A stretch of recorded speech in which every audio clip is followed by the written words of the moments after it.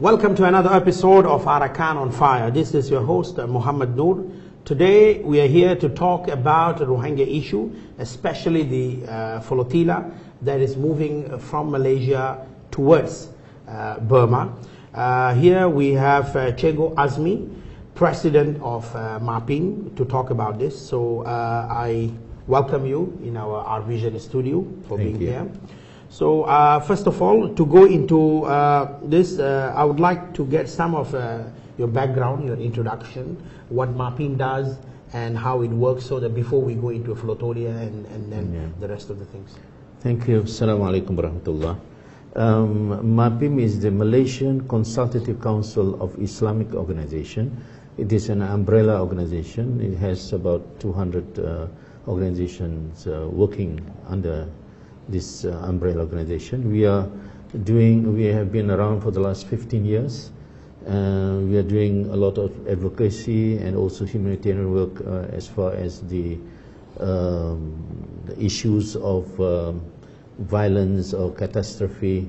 So that is one of the work. Another work is also looking into the problems of the Ummah, whether it's economic, education, health, development, youth development, whatnot.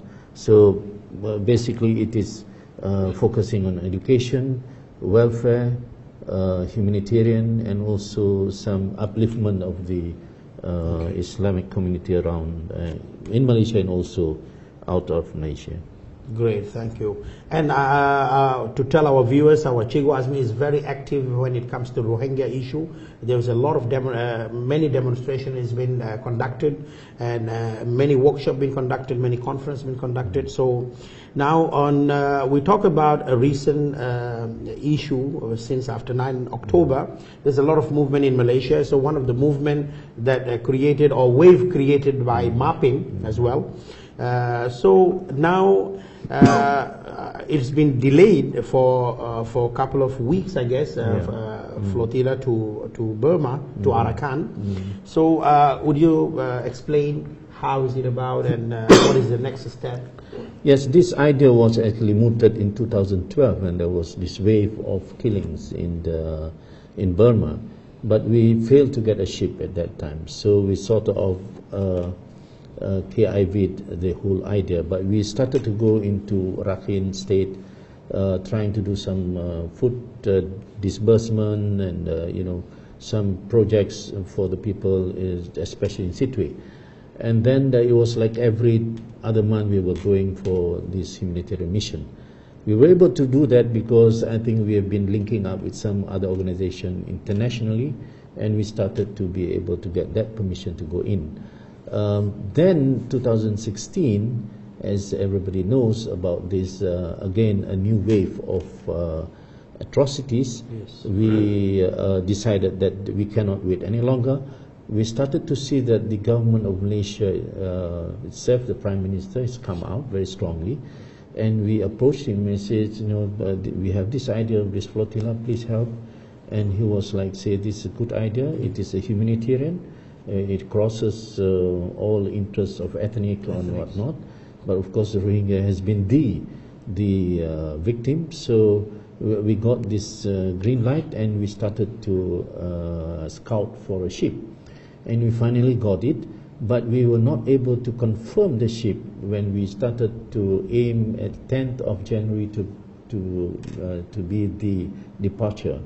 But we gave it second thought because we wanted to be an international participation. We need at least a volume of humanitarian aid that would be sensible to engage with this kind of a mission, and we prolonged it until it was actually 28, and then we had to push it again because we were waiting for some clearance from our foreign ministry, and then we ended up with the 3rd February as the final date that we're going to depart.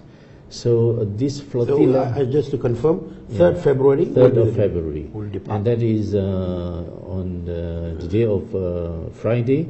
It will depart, it will be flagged off by the Prime Minister himself at 3 p.m. after the Jumat prayer. Now this, just briefly, this flotilla is going to be 250 delegates from about 14 countries.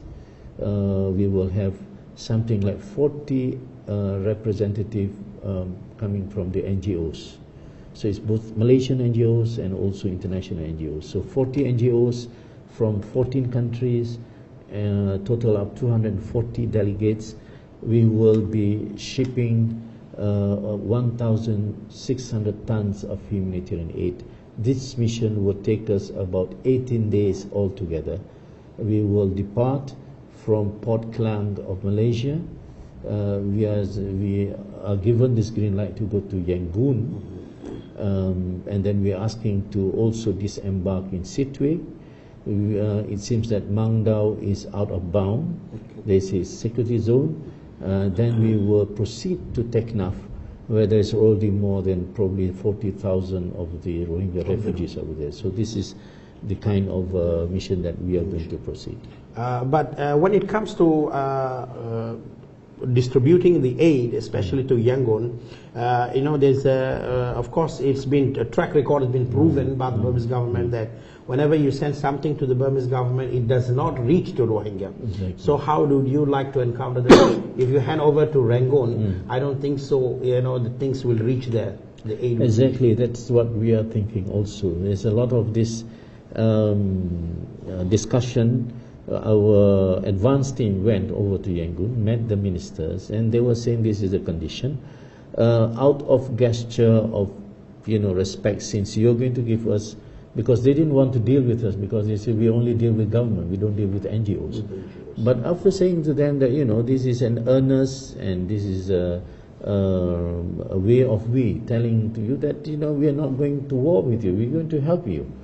But we know for a fact that based on the records, as you have said, some countries have tried and the aid is not reached. Purposely is not reached. Not only in terms of the volume, in terms also to the victims concerned. We did, convey our opinion on this to the authorities of Burma, and they are still firm on their stand about this condition. But we are going to stand the ground that we want to disperse it ourselves. That's the request. That should be. Yeah, and this is almost like concluded. Then unless that is the condition, then we'll disembark, we will unload. If that is not achieved, then we have to think another way. But definitely, we will not be handing over the aid to them. Yeah, a lot of concerned bodies are raising this question that whether it's going to reach to the victim or not, because it's been proven it's not reached. So it's good move that you have a certain procedure that you will follow to make sure it reaches the victims itself. Yes. And because it is the duty as well, because those people who are on board, I'm sure they are there not to help Burma, but to help Rohingya victims. Yeah, definitely. Brother Noor, I just want to say to this point, because the aid that we are receiving now is people-based. We have some companies contributing, but you see that at our collecting center, they have like villagers coming with 2 bags of rice, 1 bag of rice. Somebody comes with cooking oil. This is an old lady said, this is the only thing that I can give. I'm thinking about the brothers. So I say to them that it is a duty bound on us, that this is an amanah. We cannot allow this to be meddled with by the authorities of Myanmar. This is a trust. We want to deliver these goods, and they have to accept this is the way we're going to do it, and nothing else. Yeah, it's a great movement. We come back to Malaysia and Malaysian movement here, especially. Of course, mapping. Beside mapping, there's a lot of other organizations that are working for the Rohingya as well. And now, Malaysian government has taken a step to talk about the Rohingya issue in an official manner as well. And then they have called for an OIC meeting. So, being Malaysian and being a Malaysian NGO, what do you think that could affect this to the Burmese authority and for Malaysians to put a pressure, to continue pressure? Yeah, I think one thing I would like to stress is that we are quite proud in the way the government is standing up this time around. And of course, we have been engaging with the government on this matter for the last 4 or 5 years. There's a lot of discussion on the Rohingyas already in Malaysia. We are trying to also attend to that so that we can treat them fairly, because they are not illegal migrants. But they are refugees and stateless. You know, it's also as an Islamic country, and this also the brothers have been, you know, seeking refuge and safety, and we have to also look into that. As far as the government and the NGOs working together, and you know, we are confronted by Myanmar. Myanmar is also have already responded, you know, a bit strongly on the stand, because this time it's like the whole Malaysian people are coming up, and then they were a bit annoyed by this, should I say. And then we told the government that there's no way that you should withdraw from the stand. You have to be firm, and that's how the State Councillor Aung San Suu Kyi called for a foreign minister's retreat. You know, this is a funny word. You know, this is a serious meeting, and you want a retreat. But anyway, the foreign minister displayed a firm stand, put it in the text, and I think everybody got it, and we are still on that position. Of course, this is a very delicate way of handling, because we're going to get, it is a mobilization of an international community. It's not only Malaysia. Malaysia is leading the way, but the whole international community is backing us and participating together. So that is the difference of this. And the Myanmar government cannot see this as just a Malaysian endeavor. It is an effort done by NGOs. It is a people to people.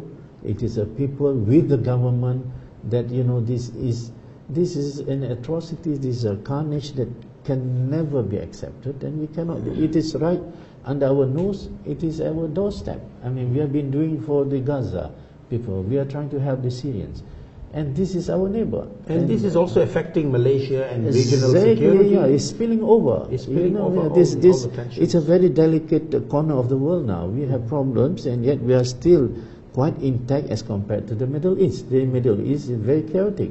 Now, do we want to allow this to repeat from the Middle East to this corner? We cannot allow that. So that is why we're telling the government of Myanmar, look, you are destabilizing the whole region. We are not asking for trouble. You caused the whole trouble. You let the whole trouble to spill over, and you ask us to just stay. Yeah, you ask us to just keep quiet and just be a spectacle to this? No way.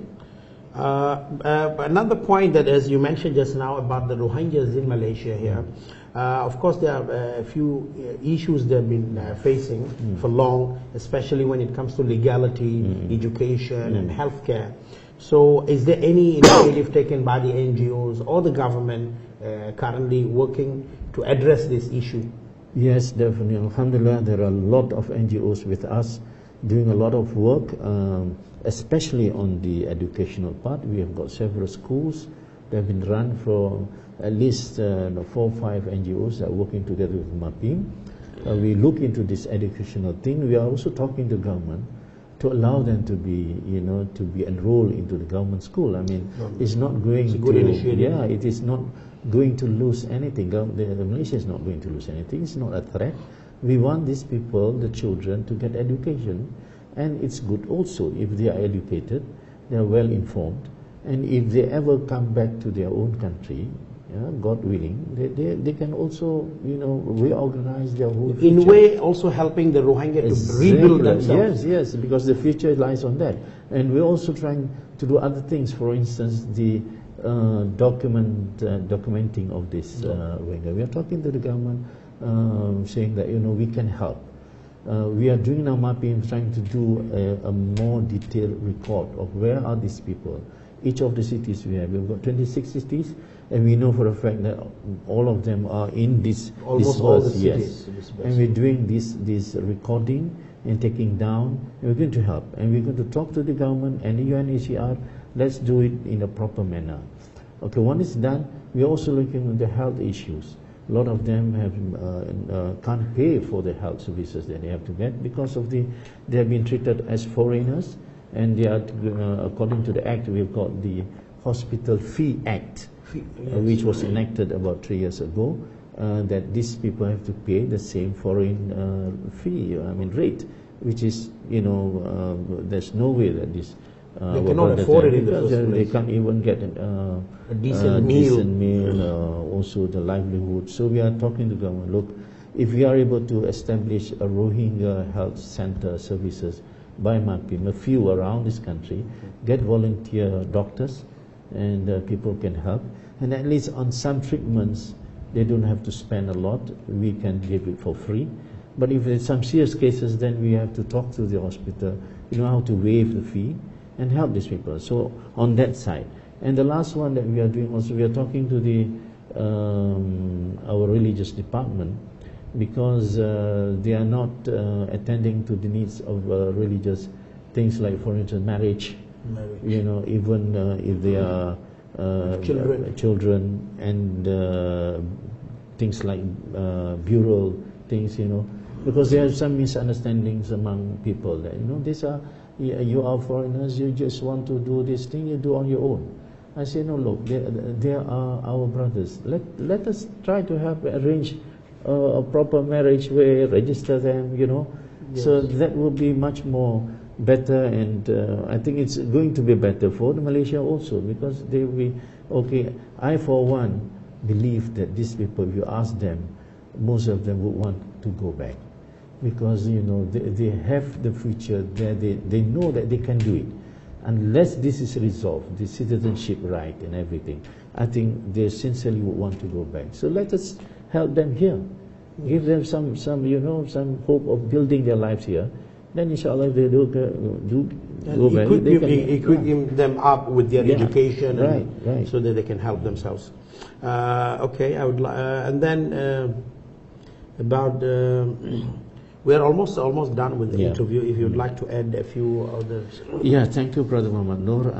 I just want to announce that we are having an idea of organizing a meeting of Rohingya activists and leaders to talk about how we can actually unite ourselves. Of course, we are very concerned with the Rohingya plights and predicament, but they have to reflect their readiness to really genuinely work together, because this is the only way that we can have a future. Unless the Rohingya can work together, then other communities like the Malaysian or Indonesians or people would definitely want to help. So we want to have a strategic meeting of these heads of the Rohingya community. The second one is we're also mooting idea of working out of what we call an international identity card for the Rohingya. And this has never been thought of, but we know for a fact that Rohingyas are documentless, whether they are in Pakistan or in Saudi or in Anyway, Malaysia. they are stateless. So there's no identity at all for them. So let's do this kind of an international identity. If they go anywhere, at least they have this. But we are really going into this. We are going to brainstorm on this. We're going to get feedbacks from the Rohingya community. Yes. Do you think that this will help? And we will also discuss about what kind of benefit they will get. Yes, that's right. Can we get this acknowledged by countries, as kind of an identity, so that if they go back, at least they are still there in the country while waiting to go back, a chance to go back. So these two projects are being worked out by MAPIM. Inshallah, we'll be announcing it in the near future. You said something about Rohingya unity meeting. Yes. So can we look in? What are the time frames and how are you wanted to organize it? We are looking into nearing Ramadan, probably May will be a good, or even somebody was saying that have it in Ramadan because it will be a much more blessing month. Forgiveness month. Yes, right. Yes. So it will happen between that time. So, but I hope that this meeting will happen at least another 3 months. We're going to give another 3 months to plan this, because we have to make the connection and link communication. We're going to arrange. we have draw up the whole agenda. We're going to have this time around, it has to be workable, it has to be sustained. It cannot be another announcement and then you have another split of people going different paths. Yes. Now is the time. If everybody realize, as we have been discussing, The way that it's been done now in Burma is like the final phase of genocide. This is the time. This is the time. For them, this is the time also. They have to wipe out everybody. Now is the time for all the Rohingyas to come together. If we don't do it, then there's no... Everybody is responsible for it. And ultimately will be responsible to Allah. Thank you very much for welcome. being with us, shared all this light on Flotilla and about the Rohingya in Malaysia as well, and the involvement of the NGOs and especially the government of Malaysia. And then we have discussed also about the unity meeting, which probably going to held somewhere in May or in Ramadan as well. And also suggested international identity card, which is going to need a lot of brainstorming and all this. So thank you for being here with us. And to all our viewers, thank you very much.